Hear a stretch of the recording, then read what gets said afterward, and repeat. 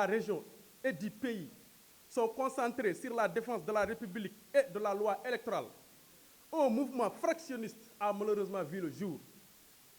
Des acteurs politiques de Matam ont fait une sortie pour informer de la mise en place d'un cadre de concertation, d'échange et d'action du département de Matam en acronyme CACEAM.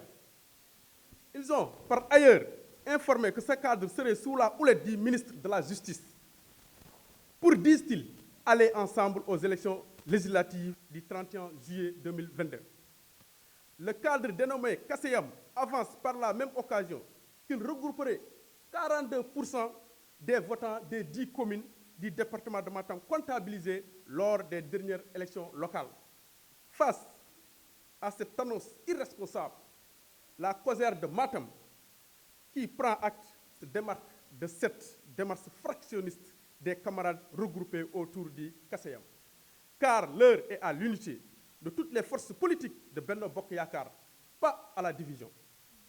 La COSER de Matam s'étonne aussi bien du timing désastreux que de l'argumentaire fallacieux tendant à faire croire que ce cadre regroupait jusqu'à 42% des votants comptabilisés lors des élections locales dernières. Pour que nul n'en ignore, la COSER tient à prendre l'opinion nationale en témoin, alors qu'il avait lui-même instrumentalisé des listes parallèles lors des élections locales pour essayer d'affaiblir notre coalition. Le responsable désigné de ce cadre gagnerait à rentrer dans les rangs et respecter les consignes du chef de la coalition occupé à la préparation des élections législatives très prometteuses. Cela entre dans une longue tradition de fidélité des populations de Matam, attachées depuis les premières heures à l'offre politique proposée par son Excellence le président Macky Sall, président de l'APR. Rappelons-nous des résultats extraordinaires de Dekkal Ngor en 2009. Ni étaient les manœuvres de Modici, alors qu'on était dans l'opposition, Macky Sall allait remporter le conseil régional de Matam. Les résultats sont encore frais dans nos mémoires. En 2012, Matam a renoué avec ses habitudes. Tous les bureaux de vote remportés dès le premier tour, sans exception. Que dire alors du deuxième tour?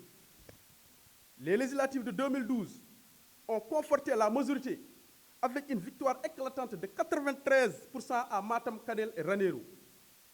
Rappelons-nous des locales de 2014. Notre force politique s'est encore révélée intacte avec une razzia presque parfaite. 8 communes sur 10. Et tenez-vous bien, même les 2 communes remportées par Moussa Bokar Thiam et Sada Ndiaye ont grossi nos rangs par la suite. Depuis, en passant par le référendum de 2016 et les législatives de 2017, la fidélité légendaire de la région de Matam à son Excellence, le président Macky Sall, n'a cessé de se manifester. Où était alors Malick Sall? Quel a été son apport pendant tout ce temps? Il n'était même pas un militant de Matam. Matam porte Macky dans son cœur. Les populations de Matam ont dit oui à Macky, leur fils, et n'attend aucun, je dis bien, homme politique pour le réaffirmer à chaque occasion qui se présentera. C'est seulement en 2019 que le fondateur du mouvement a rejoint, sous la direction, je dis bien, de l'honorable député Farba Ngom, notre mouvance. Notre leader est celui qui a présidé son meeting de ralliement auquel il a fortement contribué, même financièrement. L'histoire est têtue, mais on en peut la travestir par des postures opportunistes. Contrairement à ce qui est avancé, le CACEAM est en réalité une coquille vide qui aujourd'hui ne représente même pas 5% des 42% annoncés puisque dépouillés des responsables de premier plan. Comment des gens qui n'ont même pas dépassé un conseiller dans leurs communes respectives peuvent revendiquer 42% des suffrages? C'est une escroquerie politique. Les responsables l'ont bien compris pour ne pas prendre part à la réunion convoquée par Malick Sall pour monter un cadre à quelques semaines des élections.